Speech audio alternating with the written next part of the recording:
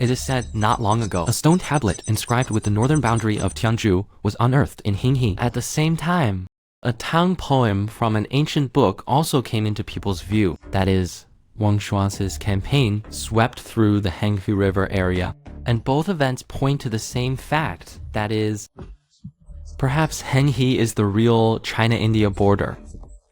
What is the McMahon Line? It has no basis at all. 1,000-year-old iron evidence redefines the China-India border. The McMahon Line is located in southwest China. It starts from the border between China and Bhutan. Then it extends eastward along the Himalayas. Finally reaching Yunnan, this borderline was secretly drawn during British colonial rule over India. The central government of our country did not participate, but now India uses it as a basis, claiming that this line is the true China-India border, frequently provoking conflicts. And this stone tablet is a strong piece of evidence for that Tang Dynasty history, proves the authenticity of that history.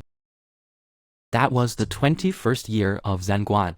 Wang Zhuan, at that time, was still a minor official with few achievements, faced the risk of being dismissed at any moment. At this time, he got a chance to turn things around. That was to go to Tianzhu for the Tang Dynasty. Tianzhu is today's India.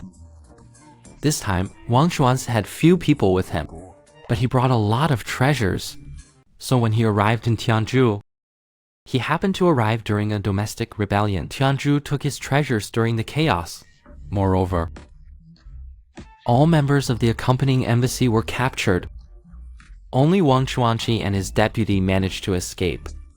This incident was definitely very embarrassing, so he did not return to Tang Dynasty but went to Tubo. Tubo is today's Tibet. At that time, their relationship with the Tang Dynasty was very good. When they heard about Wang Zhuangqi's ordeal, they immediately sent him more than 8,000 troops to help him fight back to India. This time, it was a big deal.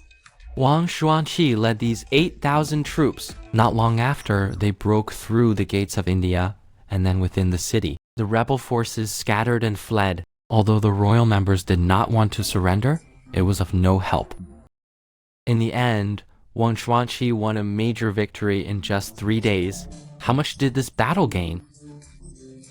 India didn't steal the treasures of the Tang Dynasty and captured people from the Tang Dynasty.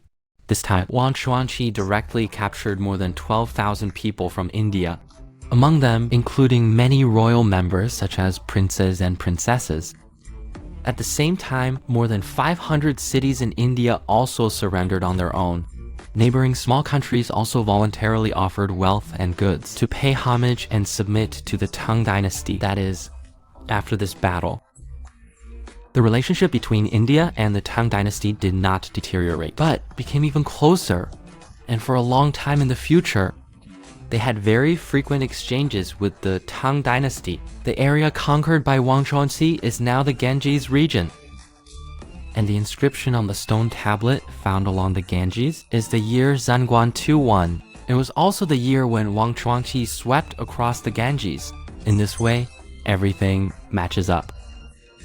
That is, since the Tang Dynasty,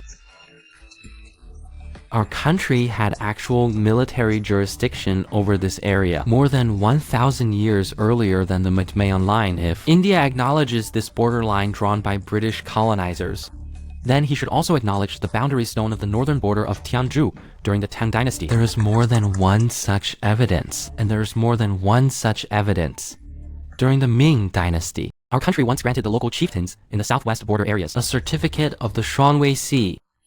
This certificate was issued by the Ming Dynasty as the central government to the local areas. It indicated that the local areas could legally collect taxes, military command, and tribute communication with the Ming Dynasty. Now, this certificate is preserved in Assam, India.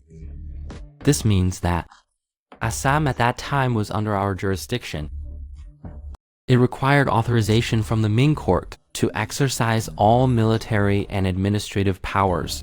This was more than 400 years earlier than the emergence of the McMahon Line. If India wants to recognize the McMahon Line, it must first acknowledge that Assam has been ours since ancient times. Of course, all these arguments ultimately boil down to geopolitical games. Going deeper, it's also a struggle over water sources. And this water source is the Ganges. As everyone knows, the main body of the Ganges is in India. Its source is in our Tibet. This is also why India insists on the McMahon Line. Another important factor, although India has frequently provoked for a long time, our country has always advocated resolving this issue through peaceful dialogue. We firmly believe that only peaceful development is a sustainable solution, but if India really takes actions that threaten our territorial sovereignty, our country will inevitably make a strong response.